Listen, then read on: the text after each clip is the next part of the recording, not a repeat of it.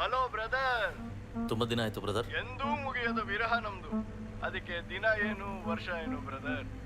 ಎಲ್ಲಿ brother, last ಕೆಲಸ ವರ್ಕೌಟೇ ಆಗ್ಲಿಲ್ವಲ್ಲ. Match ಟಿವಿಲೇ ಬಂತು, ಒಳ್ಳೆ TRPನೂ ಬಂದಿರತ್ತೆ. ಬಟ್ ನಮಗೇನೂ ಸಿಗ್ಲಿಲ್ವಲ್ಲ ಬ್ರದರ್. ಈಗೋ ಬ್ರದರ್, ಅವನ್ ಕುಲಕರ್ಣಿಗೆ ದುಡ್ಡು ಆಸ್ತಿ ಹೆಸರಿಗೇನ್ ಕಮ್ಮಿ ಇತ್ತು ಹೇಳಿ. ನಾನ್ ಹೇಳ್ದಂಗ್ ಕೇಳ್ಬೇಕಲ್ಲ ಅನ್ನೋ ಈಗೋ. ಮನುಷ್ಯನೇ ಹೀಗೆ, 3 ಹೊತ್ತು ಹೊಟ್ಟೆಗೆ ಹಾಕಿದ್ರೆ ಉಳಿದಿರೋ ಟೈಮ್ ಎಲ್ಲ ತನ್ನ ಈಗೋಗೆ ಸುರಿತಾ ಇರ್ತಾನೆ ಬ್ರದರ್. ಮಾಡೋ ಕರ್ಮನ ಹಂಚ್ಕೊಳ್ಳೋ ಧರ್ಮ ಇಲ್ಲ ಆ ಕುಲಕರ್ಣಿಗೆ. ಈಗೋ ಉಳಿಸ್ಕೊಂಡ, ಮರ್ಯಾದೆ ಕಳ್ಕೊಂಡ.